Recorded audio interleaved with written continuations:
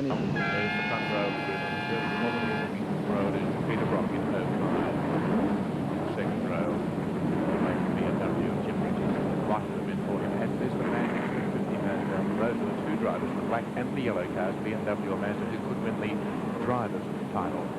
As far as the manufacturer's title, at the moment Mazda has a 4-point advantage, but if Brock were to win and Mazda finished no higher than third, the title would go to GMH.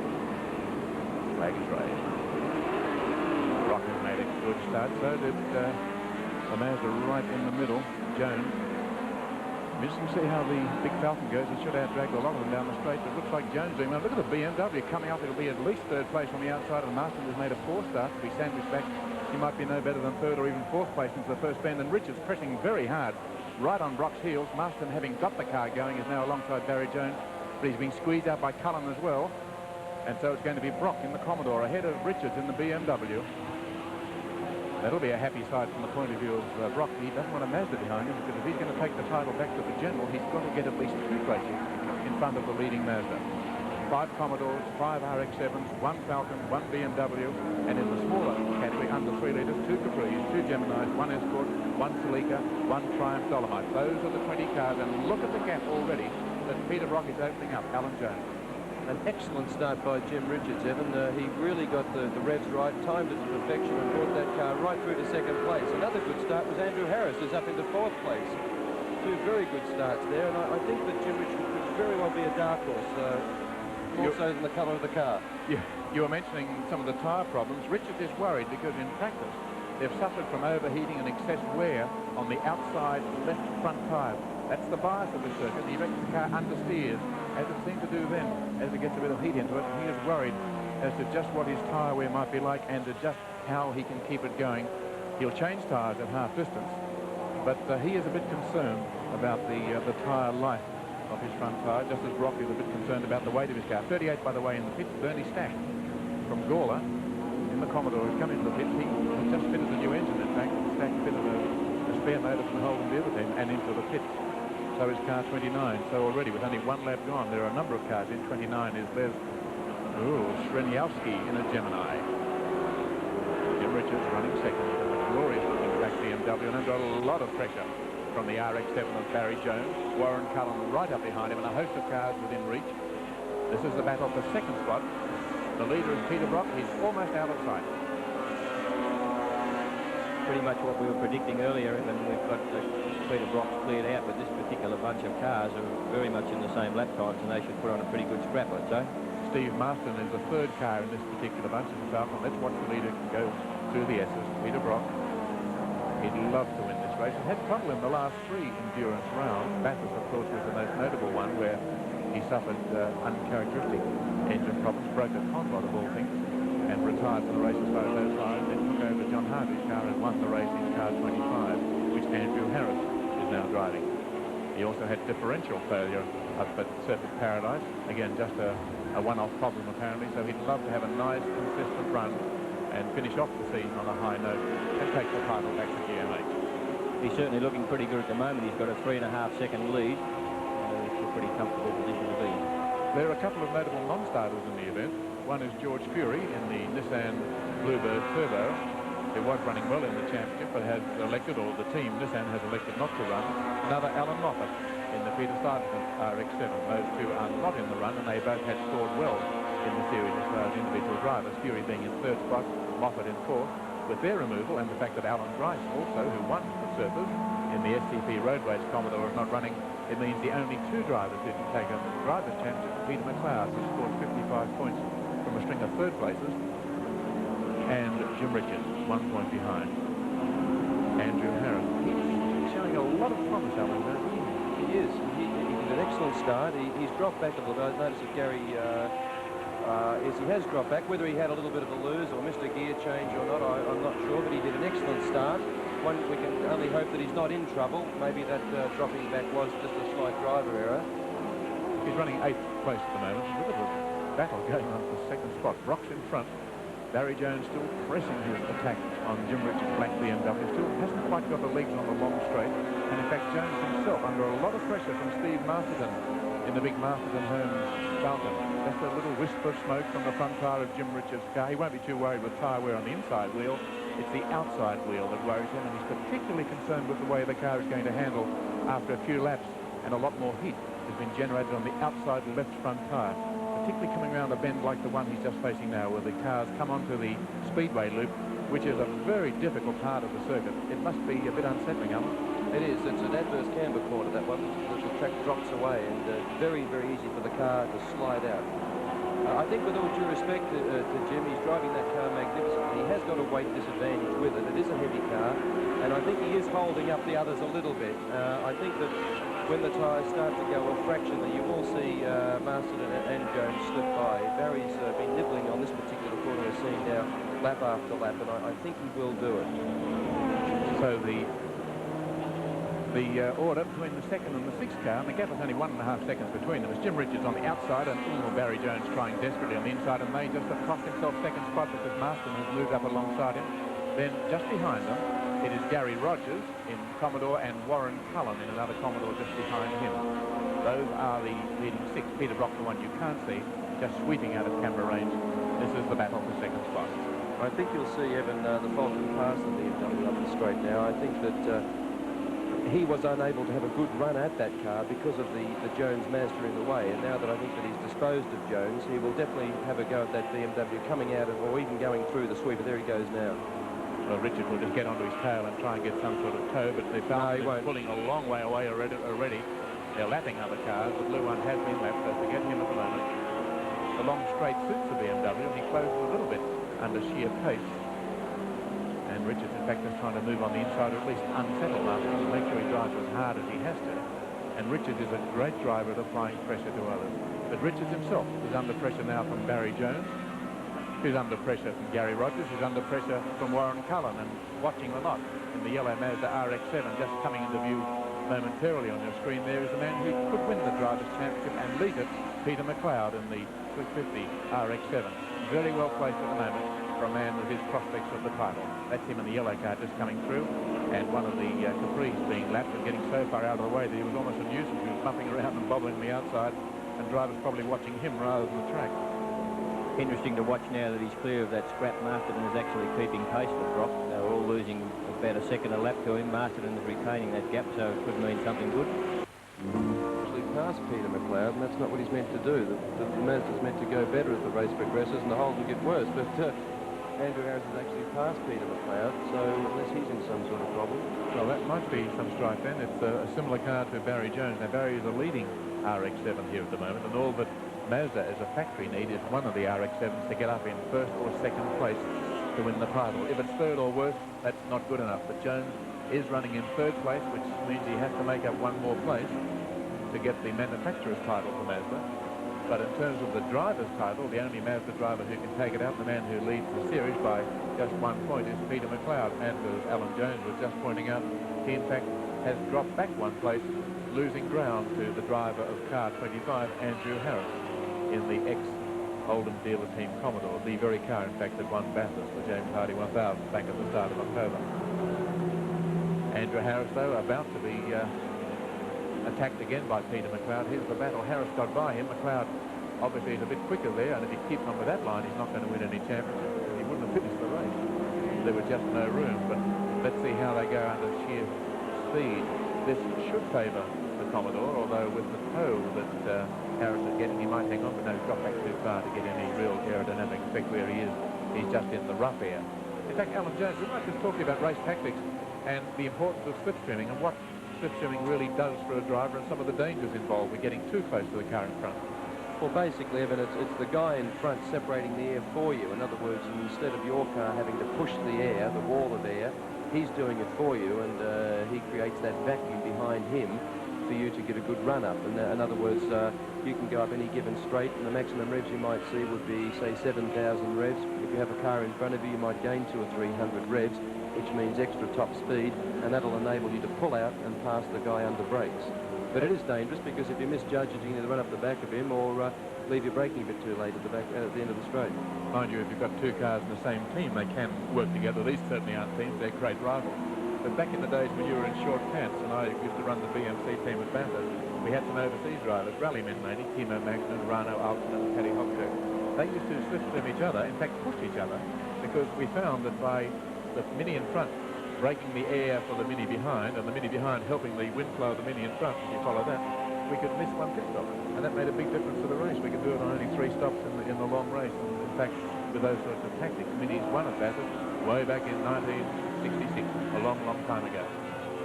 This is interesting, Evan. You can see the Holden has longer legs up the straight, and the little Mazda's making it up through the corners. When they go through the S, they're braking to go into this off-camber corner. There he goes on the inside now, having a little bit of a look. Now has the door slammed on top of him. Off-camber corner. There you'll see the Holden draw away just a little bit under acceleration. No, the Mazda's making a lower wing. And now he should creep right up behind Andrew Harris going into the corner. The Mazda is quicker through this corner here, and if it was by itself, it could probably have a much, much better run onto the straight. You see that? But now the longer legs of the Holden will just draw away a little bit up the straight. With 50 laps covered and 75 to go, the order is Peter Brock in car 05, a 34-second advantage over Steve Masterton in the Falcon in car 2, then car 41 in 3rd place, Barry Jones in the Darrell Lee RX7. There's Masterton just joining the little group there. Then car 22 in 4th place, Warren Cullen, who is 6 seconds behind Barry Jones. Only 1 second behind, 1 lap rather, behind was car 25, the one we are watching now, Andrew Harris in the Commodore, who is keeping close company, as you can see, with car 50, the yellow Split 50 RX7 of Peter McLeod. In 7th place, car 31, Jim Richards in the JPS BMW. In 8th place, car number 53, Ernie Carniello in the Mazda RX7, holding on very well to that 8th place. In 9th, car 33, which is Craig Harris, moved up 1 place in the Brian Burt Ford Capri, leading the 3-litre class. In 9th, that was 9th, yes, in 10th place then, car number 88. A new one on the leaderboard, the Brian Parmenter Capri. Those then are the top 10. Well, we've been following Andrew Harris in car 25. You may recall he entered originally a Falcon in Bathurst, and he gave that car to Dick Johnson and took over someone else's Commodore. Liked it so much that he sold his Falcon and bought a Commodore and moved into the Holden camp after buying the Marlborough Holden dealer team number 25 Commodore, usually driven by John Harvey. Just what is Andrew's opinion of his latest acquisition? After the Falcon, it's unbelievable. All year we've put up with being about a second and a half off the pace. I don't know how much money I've spent, I haven't been able to get there. This particular car is run Bathurst, it's run Corolla. We've changed nothing, we've got it over here and we're right in the middle of the field. Well, what do you say, a happy owner? I know how he feels. I owned the Falcon before he bought it. Better ask anymore. Our guest commentator is Alan Jones, world champion in 1980. There's the Cullen stop. We have John Shepherd down that way. We'll speak to him a little bit later on about the stop. Just how efficient they were. You see the front tire coming off. A bit hard to tell what it looks like, but it certainly shouldn't roll in front. Marston's coming into the pit too. It would appear, Evan, they're only changing the outside tyres of Cullen's car, which, as I said before, this great big bowl here, the long sweeping corners, takes its toll on the tyres, and the right-hand side tyres, or the inside tyres, are relatively underworked, and the outside ones are overworked, so they've just changed the outside ones.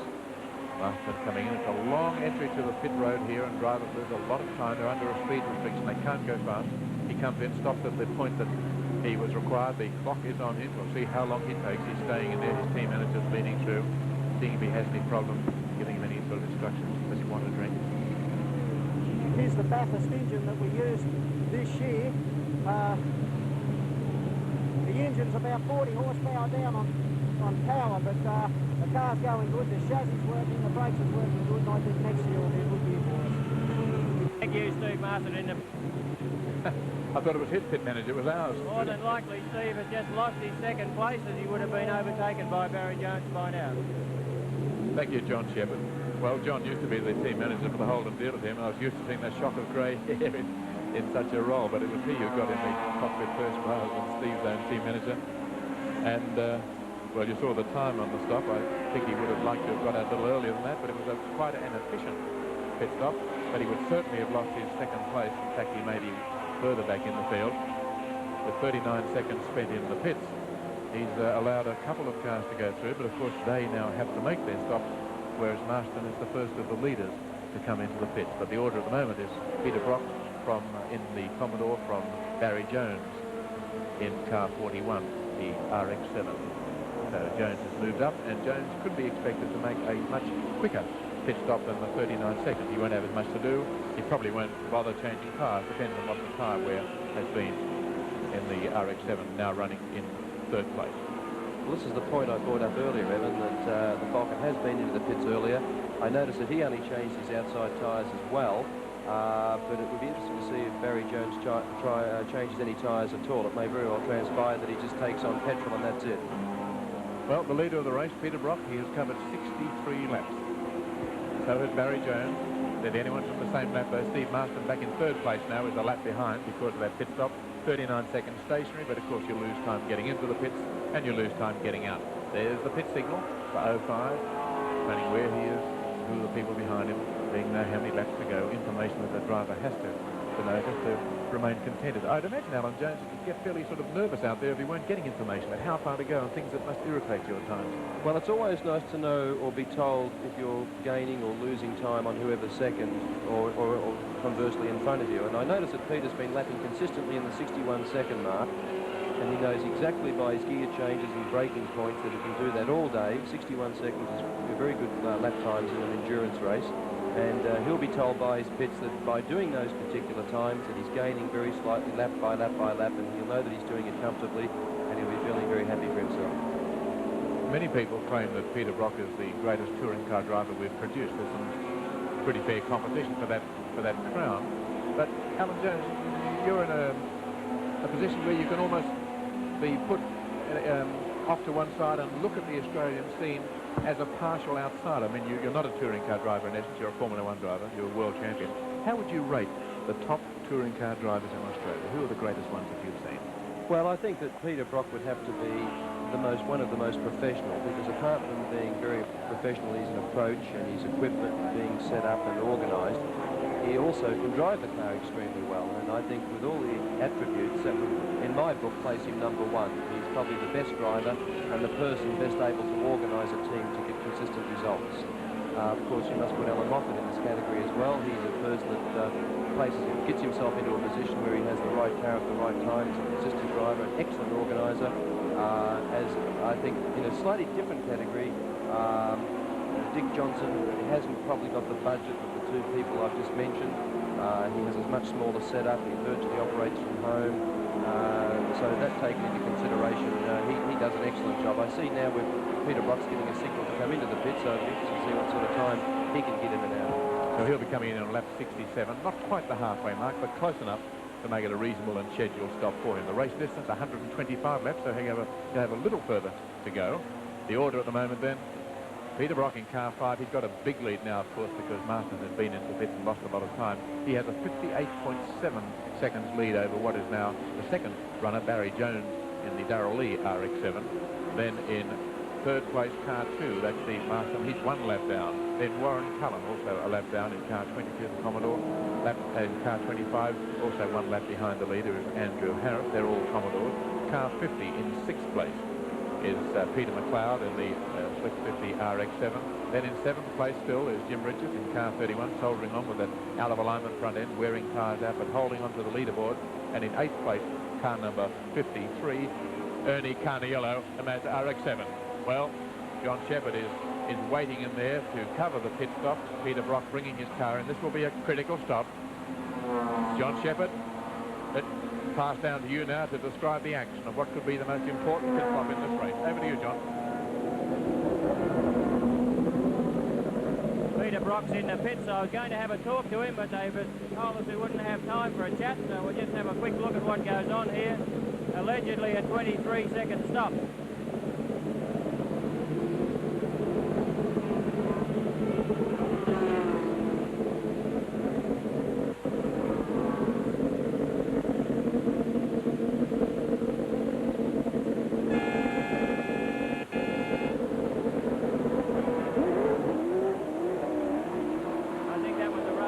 23 seconds. There's a bit of lack of communication at the back of the car. The fuelers didn't tell them that they were ready to go. However, they're out in the race again, and I'm sure still comfortably in the lead. Yep. Thank you, John. Yes, 29 seconds, which was 10 seconds quicker than Masterson. So he's, in effect, opened the gap between himself and the man who has been his main contestant for so long. Now, let's see where that puts Brock. Is he still on the road in front? Yes, he is, from car 41, which is Barry Jones in the RX-7. Jones still has to make a stop, but we could expect the Jones stop to be much quicker because maybe he won't have as much to do.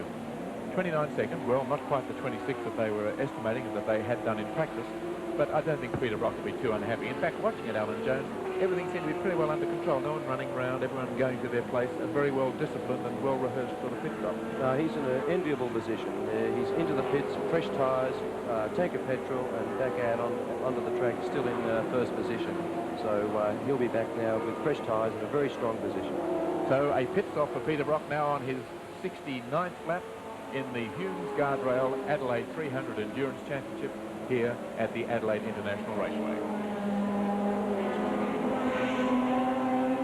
And Brock leading as he has since lap 1. Well, he was fastest in practice by, what was it, half a second, 57.7 seconds he lapped in practice. The closest to him, Barry Jones in the RX-7, 58.2. Steve Marston and the Falcon exactly at the same time in practice. And had Brock not been there, we would have said, gee, what a close grid that is. Into the pits now comes Andrew Harris, car 25, the car that Peter Brock drove to victory at Bathurst. I noticed, Evan, they're having a driver change as well, so that could be interesting. They're, I think, one of the first cars to have made a pit stop so far that's actually had a driver change. Gary Cook getting into the car. Gary, a much more experienced driver than Andrew Harris. Be interesting to see what he does behind the wheel, because he's quick. He's one of the fast touring car drivers, has been for years, just buckling up. But is there a disadvantage? I know you have, I suppose, the advantage of a fresh driver, but is there a disadvantage getting into a car now when you're not used to the way the car may have just gone off a bit since practice? No, it's you obviously haven't got the advantage of a person that's been living with the car for the last half an hour now, and it's up to the driver handing over the car to tell you about any idiosyncrasies that it may have. And into the pits now comes car 41, the man who was running in second spot, Barry Jones in the RX-7. He's in the pits there to stop. They are changing cars, so they won't gain any great advantage then. They're putting in fuel, but they're changing cars on the left-hand side, and they're changing drivers. So Barry Jones handing over. It'll be Peter Dane who'll take over from him. It looks like they're changing tyres on the right side as well. Well, maybe they reckon they can do it all at the same time, and they may as well put a whole fresh set on the car. He'd have to drive the car then a little cautiously till the new tyres gain some warmth. That's right. Wait until the tyres have a little bit of heat in them before we start throwing around too much, but it's a very, very long stop. Well, they're certainly losing time to Brock, who was in there for 29 seconds. Marston was in there for 39, so it's longer than that, so they're losing ground to him as well. The man on the front is finished. The man at the back has got a long way to go. He just can't get that last nut in. Now he can, and he's annoyed with himself, pulls the jacks away, and 49.4 seconds is a stop that could cost Barry Jones this race, or certainly second place. It's a dreadful stop, Evan. It's for a light car like that, I think I would have been inclined just to change the two left-hand tyres, fuel, one or two churns of fuel and out, and I think that may cost them dearly. And it's Peter Dane then at the wheel of the RX-7. He's now got to ease himself into the race. Jones has been out there and knows what it's all about, has got into a certain rhythm.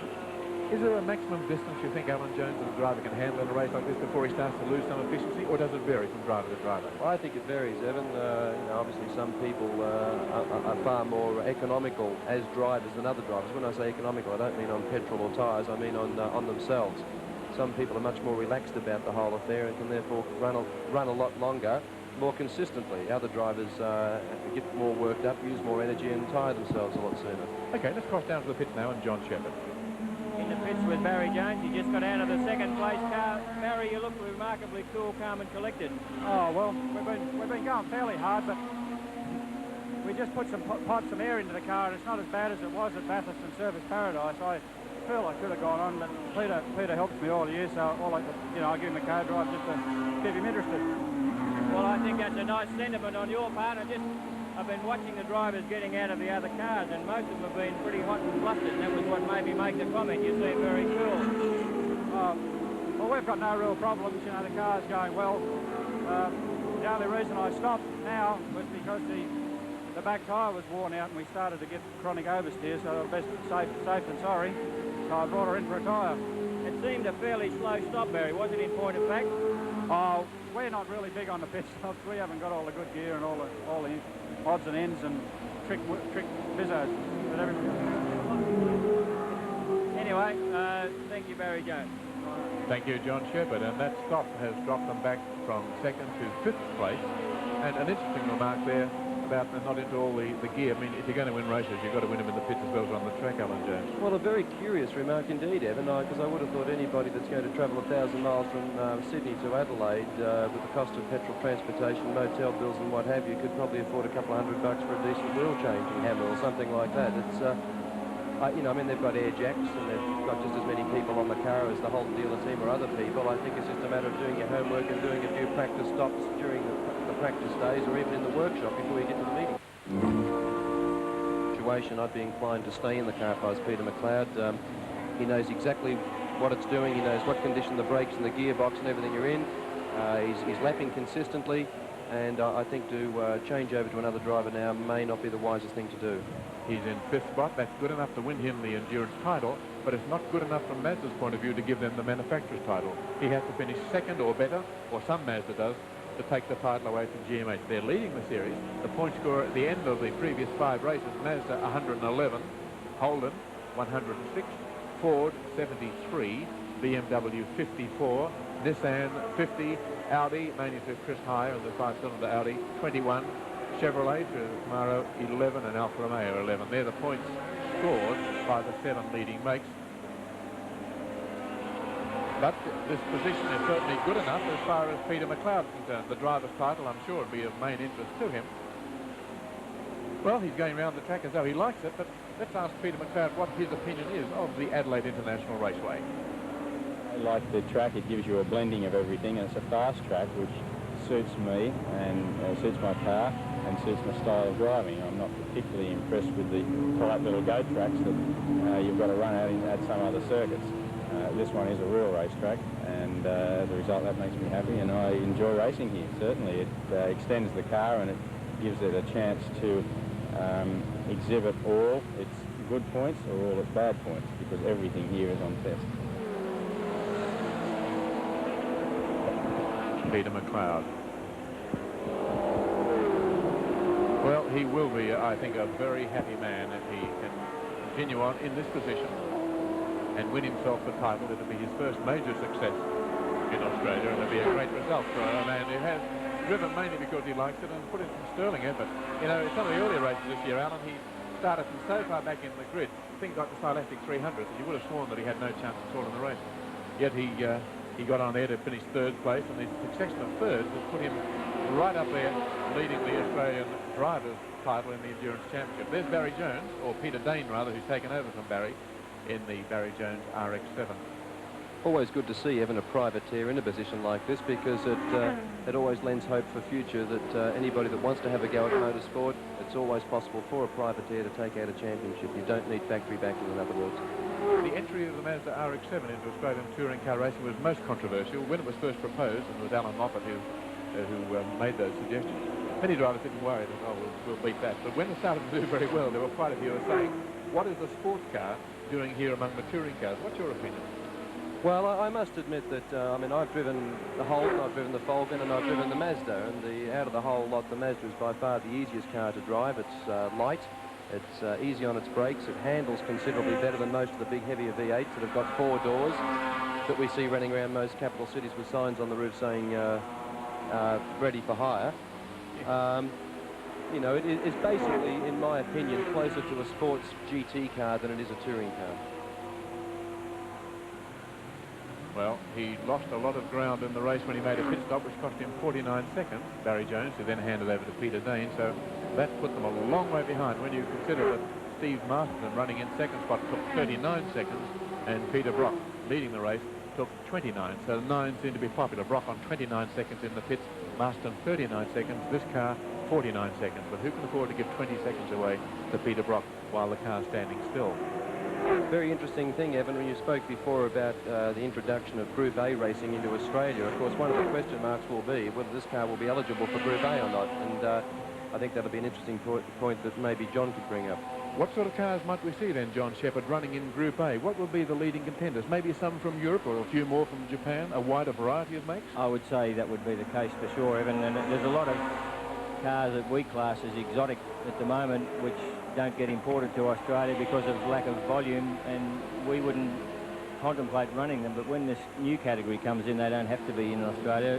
It'll be a international type thing that there's 5,000 of them built, so you'll see all sorts of cars that you wouldn't even dream of will appear, and the thing will be on. People will be saying, oh, never even thought of that particular, say, a Mitsubishi of some sort, or a Datsun or whatever. So it's really, at this stage of the game, I don't think anyone is in a position to guess what will even be on the market in 1985, but I'm sure we'll see a lot of cars and a vastly different array of cars from what we're currently seeing, and from all over the world, Japan, Europe, Australia.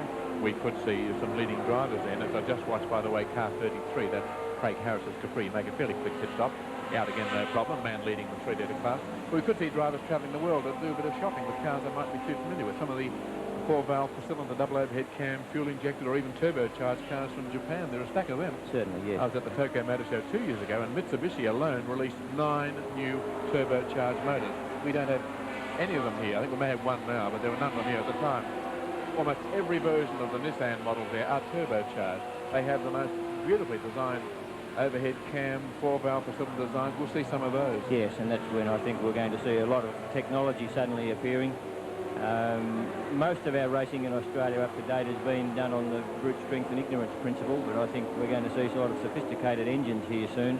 And I'm not knocking the brute strength and ignorance because I like the concept, but it certainly we'll see it will be necessary to have a greater technical background to understand why things work and so forth and get the most out of them. Well, the man we're watching at the moment, Peter Brock, is driving, I suppose, a supreme example of the type of engineering you were describing. Yet there's no doubt that the Europeans would love to have this sort of car. Tony Fall, who runs the Opel competition department in Germany, lap 100, 25 to go.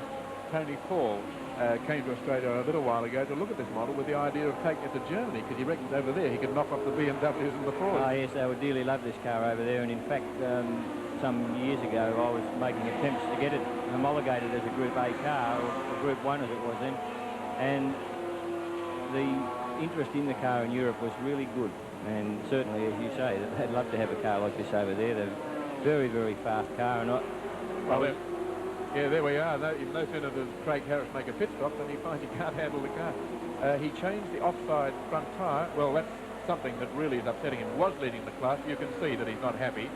He's untangling himself, running around to see what it is. Something on the front there. He did change that wheel there. Oh, he looks distressed. Off comes one glove. Back again to make sure that what he saw is true. Off comes the other glove. I know it's not really funny, Evan, but it's often you see a driver jump out of a car and he goes 2 steps and all of a sudden he comes to a halt and his head falls back like that because he's forgotten to disconnect his microphone. It's this man's forgotten how to do the bonnet up. You know, he wants to get back in the race. He was leading the class. He can see the chances of success evaporating. You can't see the face, but you can imagine the expression. The bent front end. John Shepherd is down that way. What's happening, John?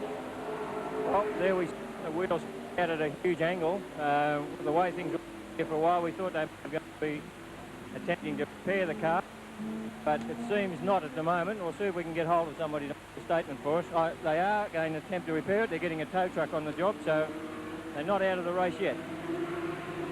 Well, they're going to have to hurry, John. Go over and see if we can get a comment from somebody. Okay, you go over there. The race leader has covered 107 laps. There's only 125 in all the race. If they hurry, they might be there just in time to see Brock win. Well, I was going to say, even by the time they tow it back to the pits at the end of the race. Still, A for effort. Let's applaud the sort of spirit that drives people on, that makes them determined to stay in the race, even when they know they've got no chance of success, and when they've got the double anguish of knowing that they were leading their class.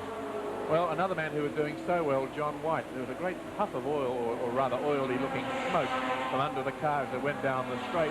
What's wrong? I don't quite know. John White obviously is having a look to see if it's repairable, whether it's just a leak. Marston, by the way, is coming into the pits looking in great distress. Car 2, the second-place man, with smoke pouring from the back of the Falcon, is now coming into the pit lane as well. So real drama here in the closing laps of the race. The smallest car in the race that was leading its own category out of the race. The Capri that was leading the 3-litre class out of the race. Now Marston in second spot and trailing Smoke when he was going a little faster, just crawling down the pit lane towards his pits.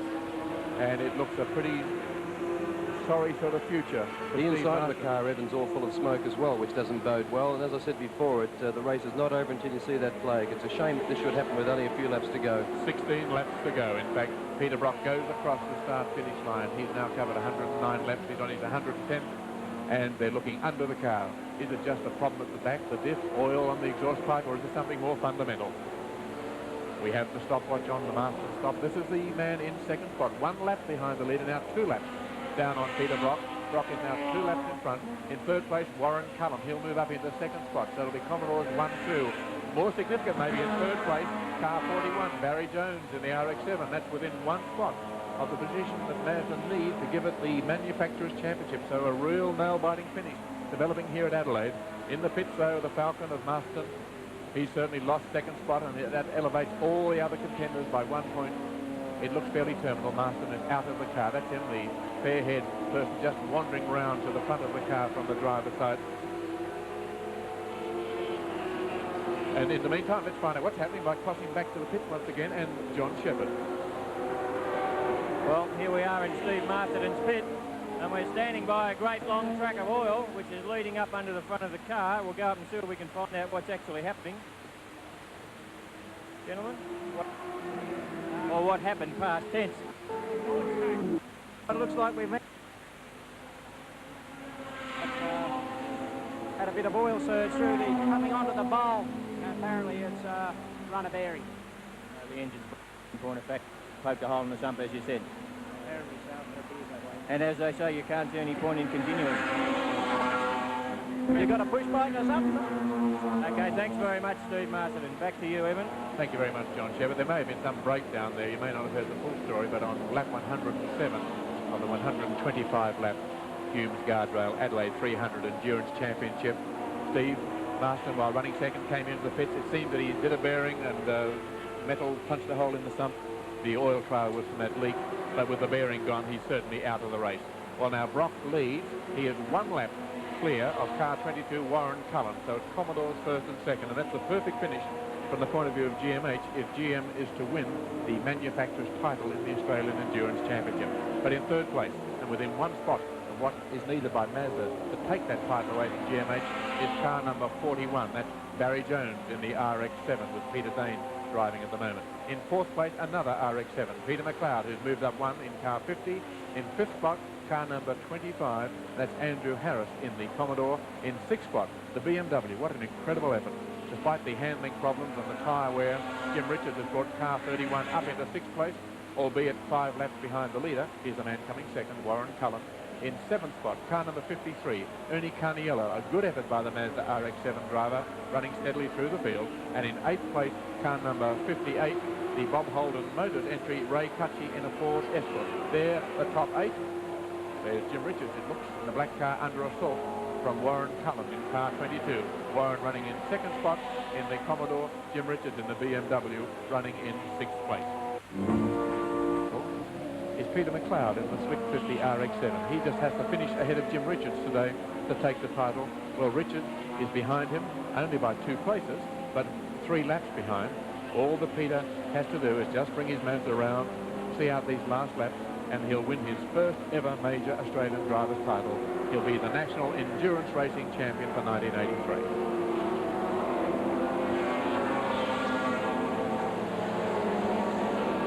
He's just passing a man we've referred to a few times, Tony Mulvihill, in the top 10.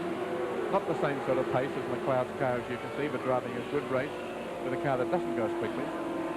Mulvihill just following McLeod. McLeod, incidentally, has not called into the pits. He's driven non-stop. Everyone else has stopped for a pit stop to add fuel, change tyres. Can he go all the way? The leader, Peter Brock, has covered 117 laps, has 7 laps to go. Can Peter McLeod last out? Can he cover 301 kilometres at racing speed without a pit stop? Phenomenal if he does it. He may have been driving with that in mind, Evan. He might have been using slightly less revs, changing early, braking a little bit early, with this very thing in mind. What would happen if he ran out of fuel with a lap or so to go? That's happened before today. A thought not worth thinking about, I don't think. It must be entering his mind, though, saying, yes, I've got this finally judged. do I go on? What's the gauge showing? How accurate is it? What's it doing on the corners? He has Andrew Harris just behind him. Andrew Harris, in fact, is following him on the road. He can't afford to have Harris pass because they're both on the same lap. 1 lap difference. Yes, 1 lap difference. Nigel Greenway, our lap scorer, just saying no. Peter McLeod is a lap ahead because he hasn't made a pit stop.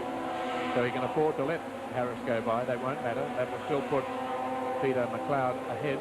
Let him go by. I think he's doing as Alan Jones was suggesting. He's running a tactical race. He reckons he can get by without a stop for fuel, without a stop for tyres, been driving accordingly. He's running up there in 5th place. First is Peter Brock. Second is Warren Cullen, both in Commodores. Third is the Barry Jones Peter Dane, the Mazda RX-7. Fourth is this man, Peter McLeod. Fourth is good enough to give him the driver's title. But can he do the whole distance? 301 kilometres without a stop for fuel.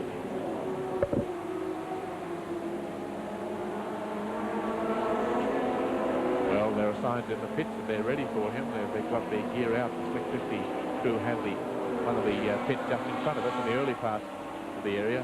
They're watching and waiting. They've got the jacks ready just in case. They all look fairly relaxed though, Evan. Yeah. They all look as though they're not expecting him, but they've got everything ready just in case anything unforeseen happens. Well, the most important moment for McLeod and for the team, just as it is for Peter Brock.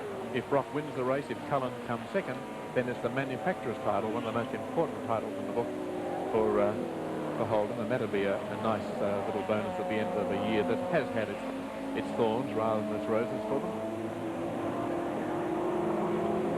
Into the pits, just briefly, is Tony Mulvihill in the RX-7, coming in very late in the race. This is Mulvihill.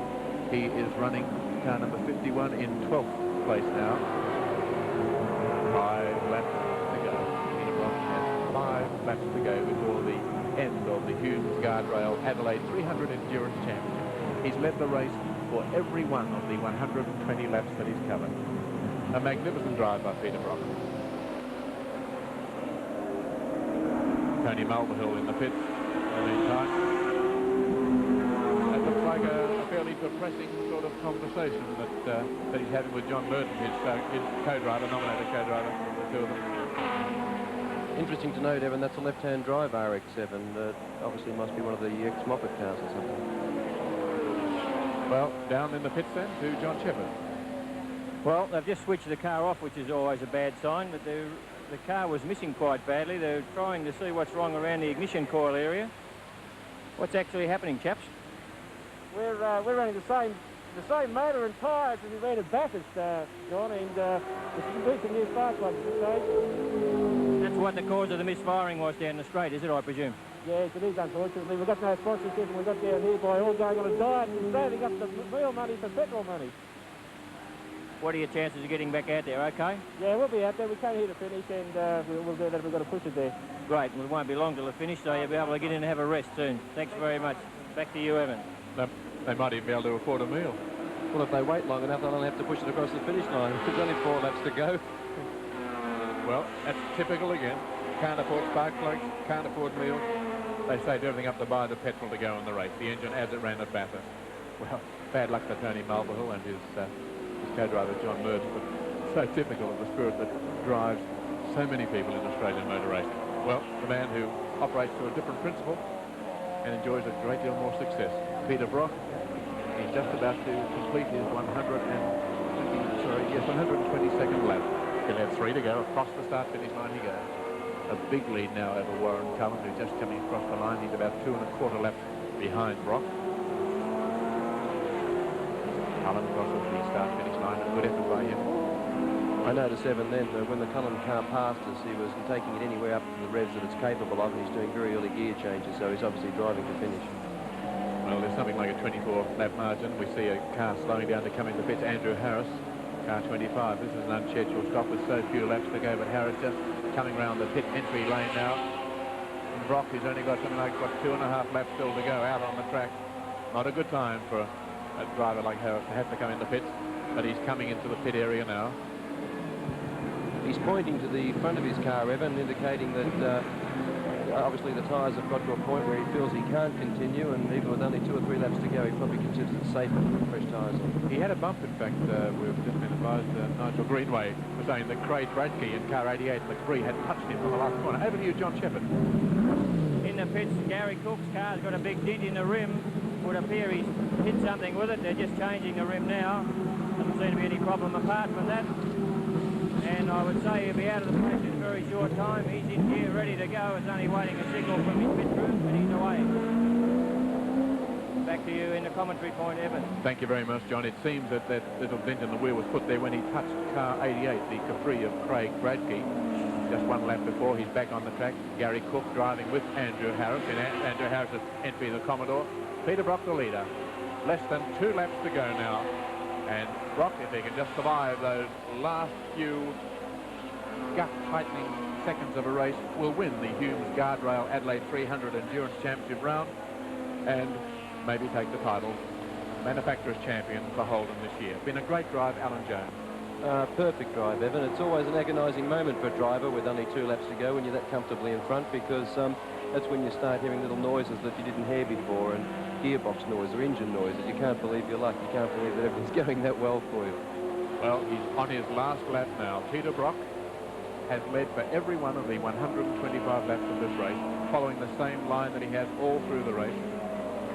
No problem with the car. The quickest pit stop, only 29 seconds in the pit, against 39 from Steve Marston, who was then his main rival in the Falcon, 49 from Barry Jones in the Mazda RX-7. So it's been a great race for Peter Brock. Well, he has been called Peter Perfect, Evan, and today's performance, I think, is one of the reasons why he's called that. Look at the way he's driving now, just as relaxed as on that first lap, driving the same way, following the same line, just passing one of the cars, Ray Cutchy, whom he's lapped 12 times in this race. And for the last time, Peter Brock comes looping round the speedway path here of Adelaide International Raceway. The checkered flag is out, and Peter Brock in the Holden Dealer Team Commodore wins the Humes Guardrail Adelaide 300 Endurance Championship at Adelaide International Raceway. And the Warren Cullen, Ron Harrop car just crosses the finish line then to finish second, which is an excellent result for the General. And I think it won't be too much longer before Peter McLeod comes up to, I think, win the championship for himself. And yeah, here he comes now, just onto the oval. 400 or 500 yards to go, and a well-deserved championship for him too, Evan. Indeed it will be. As Nigel Greenway was just pointing out, our lap scorer, they haven't yet hung out the official flag for them, so they'll keep on going till they tell them the race has stopped. They certainly have covered 125 laps. Let's see how far they're prepared to take the race before they get out with the checkered flag. Well, a lot of the pit crews down there under the opinion that it's over as well, so confusion reigns. Yes, let's just see what happens though. As it stands, Brock has covered the required distance, has a 2-lap margin. Did he get it that time? Yes, he does. He gets it at lap 126. Peter Brock does it the hard way. And Warren Cullen, 2.5 laps in arrears, will come across the line in second spot. In third place. Oh, and going into the pits, another car. Which one is this? Car 22, Warren Cullen. In second spot, coming into the pits. Now that's an interesting point, Evan. He's passed the checkered flag, but in the pit lane. Well, this will start a few arguments, surely. Back on the track again. Is that lap going to count? What sort of margin does he have over Mazda? Because is this going to present the championship to the Mazda team? Car 41. Barry Jones is 1 lap behind him, but through going into the pits, thinking the race was over and being waved back out again, Warren Cullen now is covering another lap. You can imagine the fury in his mind saying, what is going on? It could mean, though, the difference between Holden winning the Manufacturers' Championship and Mazda taking the title. He certainly covered the distance, but he was on the pit road when the checkered flag was hung out. Now, he had covered 1 lap more than he was required to, but he didn't get the checkered flag. So Cullen is going round. Now, where is he in relation to car 41, Barry Jones? Because the championship could hang on this contentious issue. Well, Cullen coming round to the finish now. Brock, in the meantime, is just in front of him. So now here's 41 behind him. Well, he thinks the race is over. He's got the checkered flag because he hasn't covered the same distance. Doesn't matter how far you go. Once the leader crosses the line, the flag is displayed to everyone. There's the checkered flag, and Warren Cullen gets it 1 lap later. And there'll be some arguments about that, Alan Jones. Oh, dear. Well, I think in this particular instance, if he's covered the amount of laps that were required, he will have done what is required of him. And I think that if by some chance the organisers or the finishing marshal didn't put out the flag when he should have, the results will stand at that. So the result as we have it, Peter Brock in car 5, the driver you're looking at now in the Holden Dealer Team Commodore, in first place by 2 laps from Warren Cullen in car 22, another Commodore. There's Warren Cullen, who won't be quite sure what he's done. He said, I thought I came second. Now I'm not so sure. Just ahead, as we had it, from car 41, the Mazda RX-7 of Barry Jones, and the man driving at the moment, his co-driver Peter Dane, in third spot. In fourth place, 1 lap behind, and the winner of the title of champion driver in the Endurance Series is the car 50 Slick 50 entry of Peter McLeod, another RX-7, who was 2 laps in front of car 25, the Andrew Harris entry, co-driven by Gary Cook, another Commodore. A fantastic display of driving, and I've got much pleasure in presenting Peter Brock with his trophy as the winner. Still got the other race to do.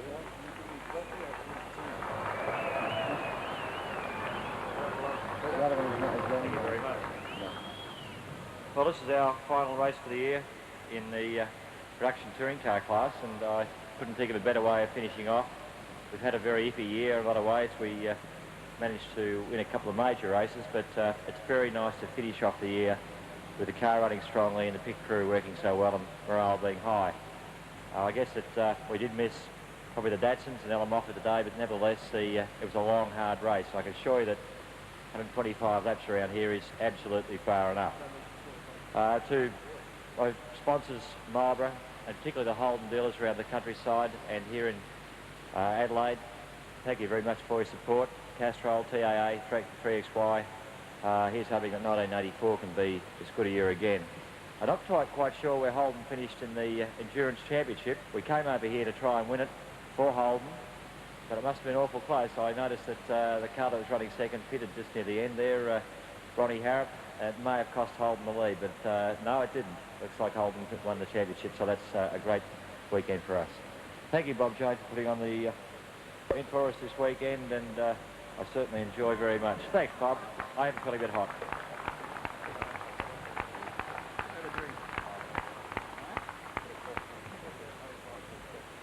I'd like to call up now Peter McLeod, who is the winning driver of the Endurance Series, and for Mr. Bannon to make recognition of Peter McLeod.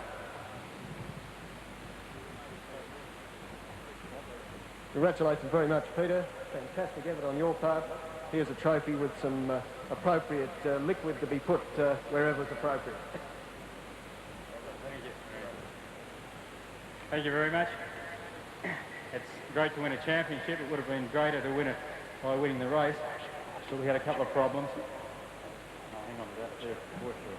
We had a couple of problems, but it all hung together. I think thanks to Slick 50, they're a fabulous sponsor. They produce a great product. They've helped me throughout this year. We're obviously not at the front of every race, but we're there at the end when it counts. And as an endurance champion, there's nothing like Slick 50. Thank you. Thanks to the people of Adelaide. This is the first time I've finished a race here for a long time. It's great to finish and take a championship out. A tremendous, great feeling. Thank you. A contentious finish to the race. What happened to Warren Cullen, John Shepherd? He pulled into the pits because his car was nearly out of fuel, and that particular thing, there's a big debate on at the moment whether in fact this pit lane is classified as part of the racetrack. Now, there was a precedent for that at Sandown when Alan Moffat was charged with speeding in the pits, and the stewards found that it is in fact part of the racetrack. So in my reading of it, Harrop would finish second. Harrop was actually driving Warren's car at the time, but in my book that's the way it would finish, but we shall see what the judicial system comes out with.